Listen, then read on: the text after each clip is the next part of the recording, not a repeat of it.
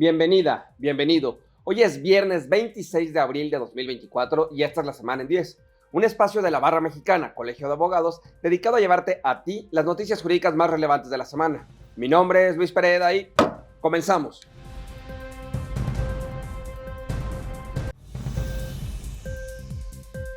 Como cada año, desde 1977, el Departamento de Estado de Estados Unidos realizó un informe nacional sobre prácticas de derechos humanos en casi 200 países. Esto lo hace por mandato de su Congreso y, obviamente, con la intención de conectar los esfuerzos diplomáticos y de asistencia en el exterior de acuerdo a sus propios intereses. Y este año no fue la excepción y también aparece México en este informe nacional de derechos humanos.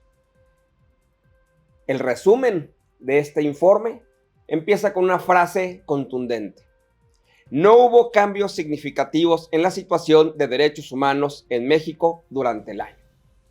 Esto quiere decir que, en opinión de Estados Unidos, siguiendo una metodología que tiene más de 40 años, analizando distintas fuentes, en un país como México, donde todos los días son asesinadas más de 50 personas, en su opinión, no hay nada que celebrar en materia de derechos humanos durante este año.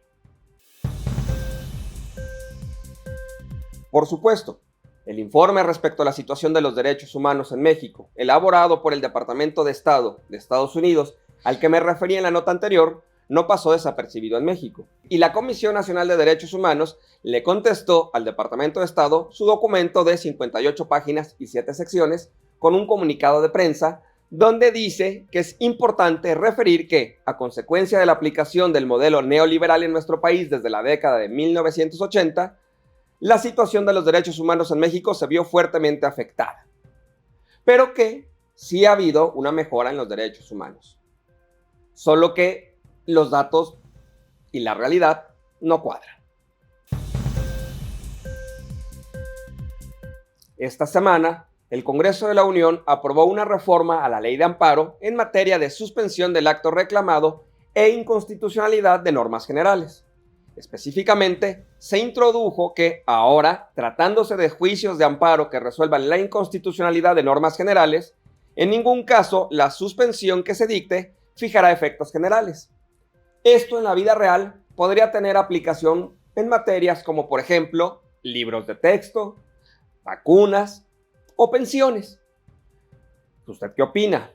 ¿Reformamos la ley de amparo para retroceder por lo menos 10 años en materia de protección de derechos humanos para beneficiar las decisiones del Estado en perjuicio de las personas?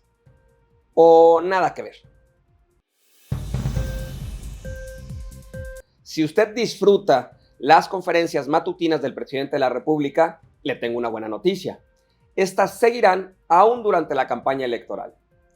La historia comenzó cuando un partido político solicitó al INE la cancelación de estas conferencias matutinas, argumentando que se violaba la equidad de la campaña electoral. Por supuesto, el INE dijo que esto no era procedente, y el partido político combatió esa decisión del INE ante el Tribunal Electoral del Poder Judicial Federal. Y ahora este tribunal ya ha resuelto y le ha dado la razón al INE. En otras palabras, se determinó que las conferencias matutinas del presidente de la República en sí mismas no son ilícitas, por lo que no puede ordenarse la suspensión generalizada de su difusión. También se reflexionó y se estableció que ordenar la suspensión total de la difusión de las llamadas mañaneras conllevaría a una especie de censura previa inadmisible en una sociedad democrática. Dicho de otra manera, si el presidente hace proselitismo desde su conferencia matutina, eso está prohibido, pero la conferencia en sí misma no. Así es que usted seguirá disfrutando de estas conferencias matutinas. Enhorabuena. También esta semana el Congreso de la Unión aprobó darle más poder al presidente de la República, ahora a través de la ley de amnistía.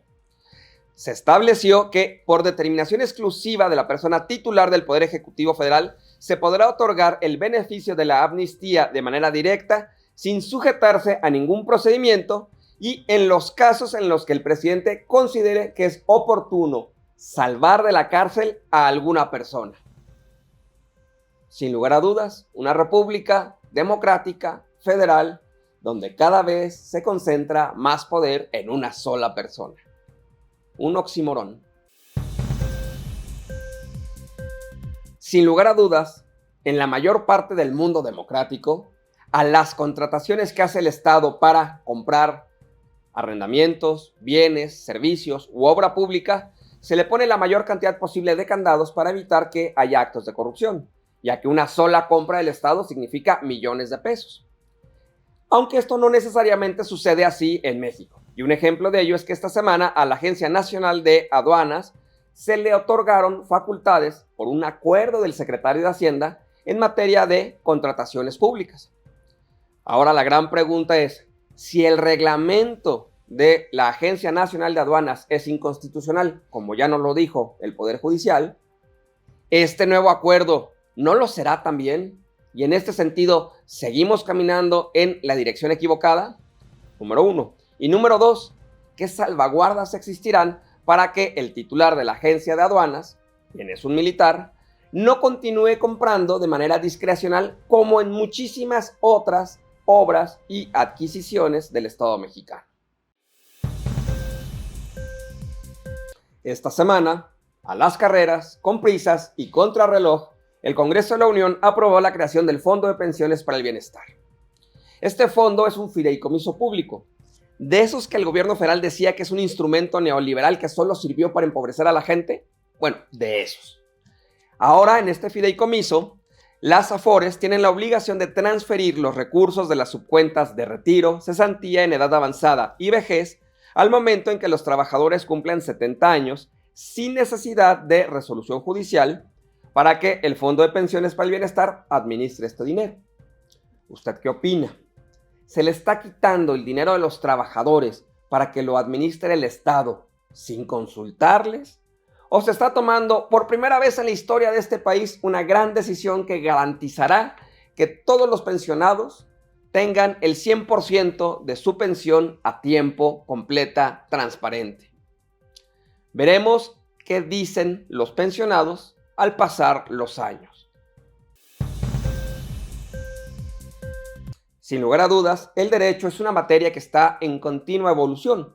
Un ejemplo de esto es que la legislatura del Estado de México modificó la constitución de esa entidad para reconocer constitucionalmente a la naturaleza, la biodiversidad, sus ecosistemas y especies endémicas como sujetos de derechos. Ahora, entre los derechos de la naturaleza reconocidos constitucionalmente por el Estado de México, se encuentran la existencia, preservación, conservación, reparación, restauración, mantenimiento, regeneración, cuidado y protección de los ciclos biológicos de los ecosistemas en el Estado de México en plena armonía con todos los seres vivos. Sin lugar a dudas, una idea de avanzada que ahora recibe una protección constitucional. Maravilloso que el derecho avance y evolucione para una mayor protección de los derechos humanos de manera efectiva. Y mientras en un Congreso estatal de nuestro país se le da derecho constitucional a la naturaleza, en el Senado de la República se sacrifica una gallina. Es increíble que en un país donde todos los días hay más de 50 personas asesinadas, cientos de miles de ejecuciones sin resolver, desaparecidos, niñas, niños, adolescentes que son buscados por sus madres en medio de la sierra, y en el Senado de la República, una institución simbólica de la República y el sistema federal, un senador decida que es buena idea asesinar a una gallina para fines rituales. Esta idea no fue compartida por la senadora Ana Lilia Rivera, quien es presidenta de la mesa directiva, quien en un comunicado establece que en el Senado de la República se ha trabajado intensamente por el reconocimiento, defensa y promoción de los derechos de los animales, por lo que su presidencia no respalda de ninguna manera los hechos acontecidos. Y sin embargo ocurrió. Aparentemente en el Senado, la instrucción de la presidenta se obedece, pero no se cumple. Esta semana, el Congreso de la Unión reformó el Código Penal Federal y la Ley General de Salud para prohibir los esfuerzos para corregir la orientación sexual o de identidad de género de las personas. Estas prácticas, mejor conocidas como terapias de conversión, que fueron el pretexto para violar los derechos humanos de toda una comunidad de manera sistemática. Afortunadamente, ya están prohibidos, y es un gran paso en la dirección correcta.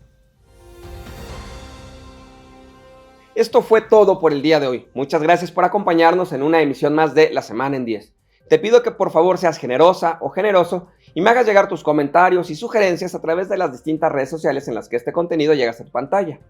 Mientras tanto, mi nombre es Luis Pereda y nos vemos la próxima semana.